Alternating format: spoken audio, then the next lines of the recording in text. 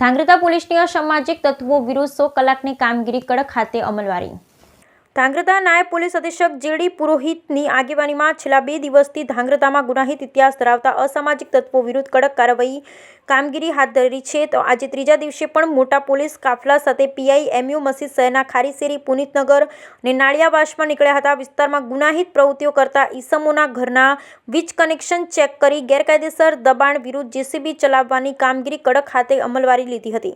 Listed તત્વોમાંથી જેઓના ઘર સાવ ગેરકાયદેસર છે તેમને ખાસ સૂચના આપી જાતે જ મકાન જમીનદોસ્ત કરવાનું અલ્ટિમેટમ આપવામાં આવ્યું, અન્યથા પોલીસનું બુલડોઝર આવશે। પોલીસ દ્વારા કડક હાથે કામ લેતા મોટાભાગના ગુનેગારો ભૂગર્ભમાં ઉતરી ગયા છે। જોકે પોલીસનું ઓપરેશન 100 કલાક અવિરત ચાલુ છે, જેમાં મળતી માહિતી મુજબ લિસ્ટેડ ગુનેગારોને પોલીસ સ્ટેશન બોલાવવામાં આવી રહ્યા હોવાની વિગત સાંપડી રહી છે। Bureau report Hitesh Rajpara, Dhrangadhra.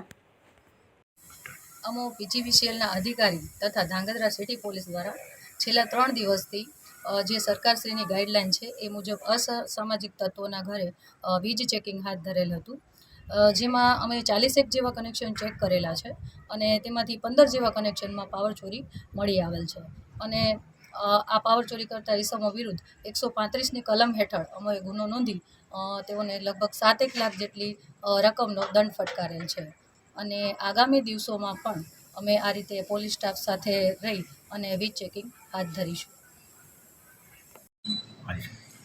ગુજરાત રાજ્યના માન્ય ડીજીપી સાહેબશ્રીની સૂચનાથી છેલ્લા 3 દિવસથી અસામાજિક તત્વો વિરુદ્ધ કાર્ય કરવામાં આવી રહ્યું છે।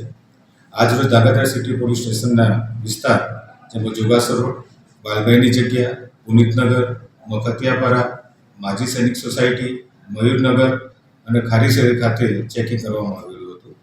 આજરોજ કુલ 16 અસામાજિક તત્વોના ઘરે ચેક કરવામાં આવ્યું હતું, જે પૈકી 6 જણના ત્યાંથી ગેરકાયદેસર વીજ કનેક્શન મળી આવેલું છે અને જે અમારી સાથેની જે પીસીએલ ટીમ દ્વારા તે વિરુદ્ધ કાર્યવાહી કરવામાં આવેલી છે।